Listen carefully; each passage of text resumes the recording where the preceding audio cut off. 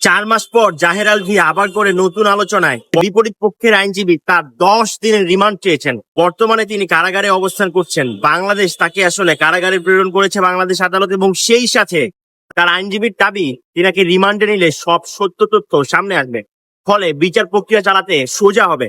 এখন এইসব সিদ্ধান্তে আপনারা কি পোষণ করছেন? যে ছোট পর্দার নায়ক ছিল এবং তার নাটকগুলো ইউটিউবে মিলিয়ন মিলিয়ন পর্যন্ত ভিউ হতো, তার জীবনটা বা তার ক্যারিয়ারটা যেন এইভাবেই শেষ হয়ে যাচ্ছে। এখন কেউ কেউ বলছেন তিনি আসলেই দোষী এবং কেউ বলছেন আসলে তিনি নির্দোষ। দেখা যাক বিষয়টি কিন্তু কোন পর্যন্ত গড়ায়। এখন শুধুমাত্র তার সাজানো গোছানো একটি সংসার তার এই বিষয়ের মাধ্যমে কিন্তু শেষ হলো। সেই সাথে আমাদেরকে কিন্তু বার্তা দিয়ে গেল যে যখনই আপনি অন্যায় করবেন এবং যখনই আপনি কোনো কিছু করে ফেলবেন, তখনই আপনার সাজানো গোছানো জীবনটা কিন্তু এরকম নিমেষেই শেষ হয়ে যেতে পারে।